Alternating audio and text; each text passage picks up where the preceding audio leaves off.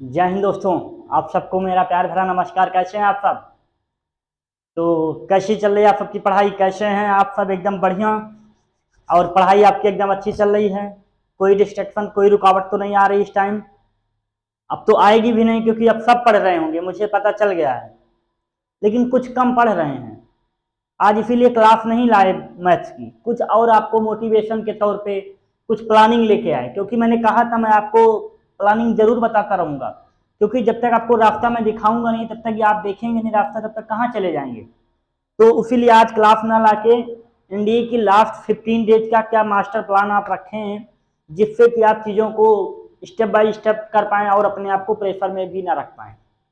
लेकिन जब चीज़ें प्रेशर में होती हैं तब कुछ अच्छा होता है, ठीक है। तो 15 दिन बचा है आपको। अब लगभग सब पढ़ना शुरू कर दिए होंगे जो एनडीए की तैयारी किए हैं। होली हो गई और अब तो कोई त्यौहार है नहीं, बीच में नवरात्र है, तो उससे ज्यादा हम लोग को मतलब नहीं है। लड़कों को, लड़कियों को भी नहीं मतलब है ज्यादा, वो तो पेरेंट्स का होता है त्यौहार, हम सबका है तो वो कुछ लोग उसको रखते हैं। और होली सब मनाते हैं। तो अब कोई त्यौहार नहीं है, मात्र 15 दिन बचा हुआ आपका पेपर आने में। 21 अप्रैल को पेपर है 10 बजे से। एडमिट कार्ड आपका 3 या 4 तारीख में आ जाएगा। तो पढ़ाई अब और अपनी तेज कर दीजिएगा। ये नहीं कि केवल किताब पलट रहे हैं पूरी रात। 4 घंटे 5 घंटे पढ़िएगा, पर उसको बिना रिवाइज किए मत पढ़िएगा। एक दिन पढ़ना, एक दिन रिवाइज करना, एक दिन पढ़ना, एक दिन रिवाइज करना। क्योंकि बिना रिवीजन के भी कुछ नहीं हो सकता, क्योंकि आप पढ़ तो बहुत सारा लिए कि अंदर बचा क्या है आपके पास। तो उतना खाओ जितना डाइजेस्ट कर पाओ।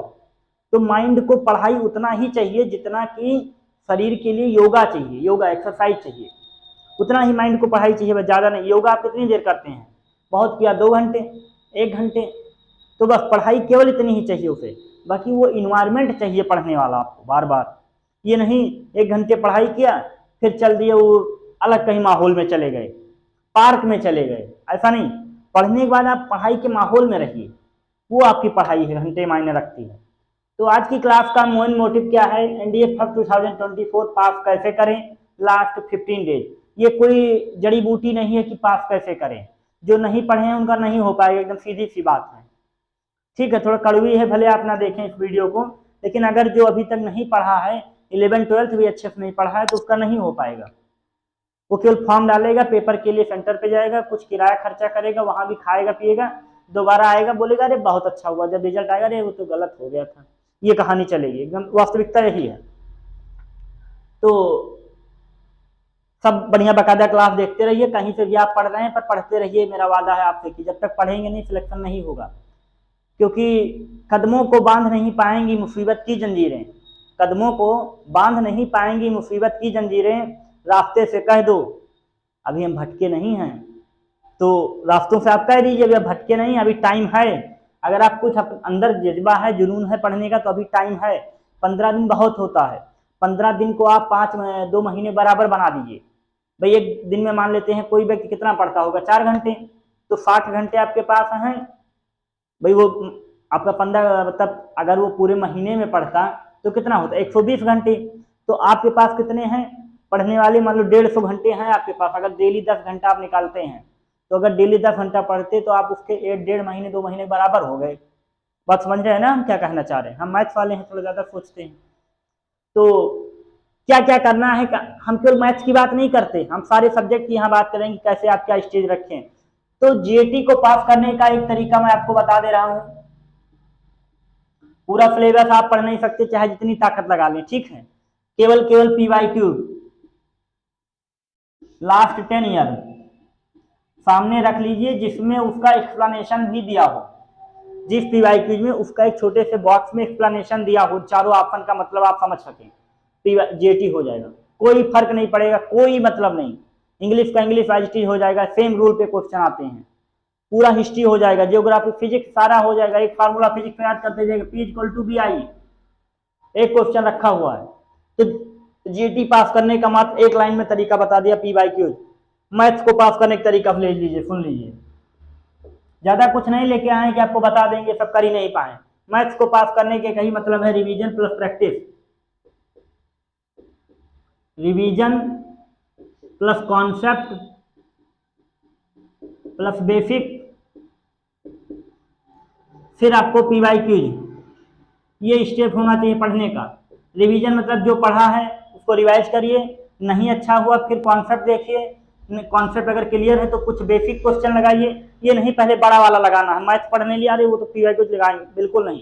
छोटे क्वेश्चन लगाइए, छोटे क्वेश्चन लगाएंगे आपका मोटिवेशन थोड़ा बूस्ट होगा, आपको कॉन्फिडेंस आएगा कि हम मुझसे तो हो रहा है। जब आपसे बेसिक क्वेश्चन लगने लगे देन आप आ जाइए पीवाईक्यू पे। ये स्टेप रखेंगे आपका सिलेक्शन होगा। ये स्टेप अगर आप रखते हैं मैथ के लिए तो आपका सिलेक्शन होगा।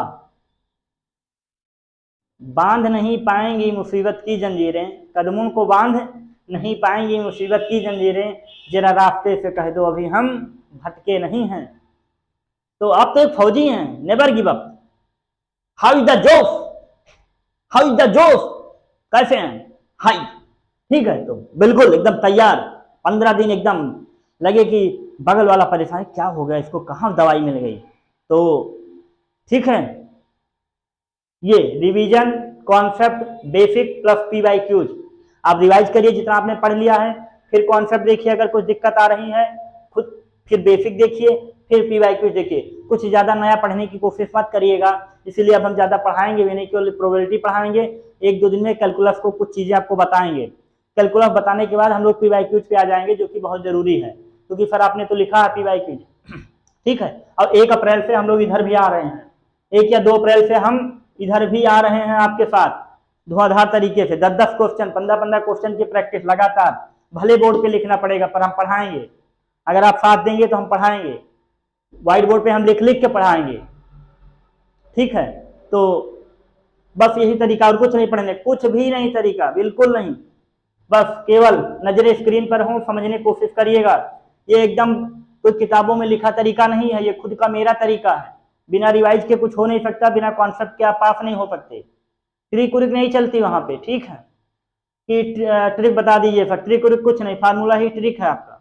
बेसिक क्वेश्चन लगाइए, फिर उसके बाद पीवाईक्यूज पे लगाइए, पिछले 10 ईयर का कम से कम आप लगा लीजिए। लगाने मतलब ये नहीं भी देख के लगा ले, उसको समझिए कहाँ टॉपिक किससे आया क्वेश्चन। तो उम्मीद करते हैं ये बातें आपको एकदम समझ में आई होंगी। जितना बड़ा संघर्ष होगा जीत उतनी ही शानदार होगी। शांति से कमरे में बैठ जाइए, पढ़ाई करना शुरू कर दीजिए मेरे साथी। ये आपसे रिक्वेस्ट है हाथ जोड़ के, अगर आपने माँ बाप के लिए कुछ सपना देखा है तो उसको पूरा करने का मौका आ गया है। 21 अप्रैल को आपको मौका देने जा रहा हूँ उस चीज का, तो आप सब एकदम तैयार रहेंगे और जुनून के साथ जाएंगे, परेशान नहीं होंगे, ठीक है।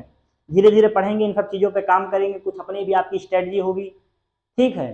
सलाह हारे हुए का, सलाह हारे हुए का, अनुभव बुजुर्ग का और दिमाग खुद का यूज करिएगा, सफलता आपको मिलेगी, ठीक है।